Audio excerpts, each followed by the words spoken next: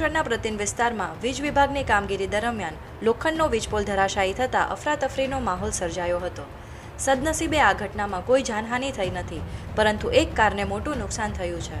પ્રતિન વિસ્તારમાં underground cable લાઇનનું કામ પૂર્ણ થયા બાદ લોખંડના વીજ થાંભલા પર વીજ વાયરોનું કટિંગ કરવામાં આવી રહ્યું હતું। આ દરમિયાન એક બાદ એક વીજપોલ ધરાશાયી થયાની ઘટના સામે આવી હતી। પ્રતિન વિસ્તારમાં આવેલી મહાશિવ હોટેલ પાસે લોખંડનો વીજપોલ પાર્ક કરેલી એક કાર ઉપર પડ્યો હતો।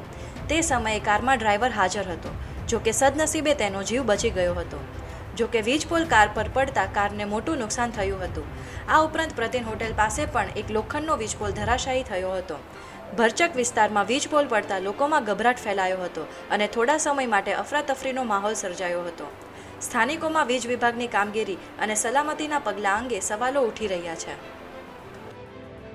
અંકલેશ્વર સિટી વિસ્તારમાં આપણા ગુજરાત લાયફનું કામ ચાલતું હતું, ત્યારે અમે લોકો ગાડી હટાવી દીધી હતી। પછી અમે લોકો કાપવા ગયા ત્યારે ગાડી આવીને ભાઈ મૂકી દીધી, ત્યારે આ પોલ નીચે અકસ્માત થયેલો છે અને અંદર પડી ગયેલા છે નીચેથી, અને ગાડીમાં થોડો ડેમેજ થયો છે।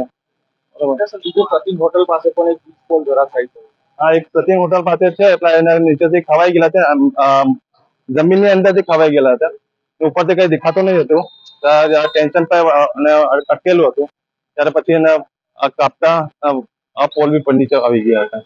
આગળ વડોદરાથી હું ટેક્સી લઈને મનાપુરમ બ્રાન્ચમાં આવેલો, પ્રતિક ચોકડી પાસે પાર્કિંગમાં બેઠેલો અને એકદમ અચાનક ઇલેક્ટ્રિક થાંભલો પડ્યો, જે અમને કંઈક જાણ હતી નહીં અને એકદમ જ શું થયું તે ખબર નહીં પડી। પણ બહાર નીકળીને જોયું તો ઉપર મોટો થાંભલો પડેલો હતો, જેથી મારા ગાડીને જાનહાનિ મોટું નુકસાન થયું છે, જાનહાનિ થઈ નથી।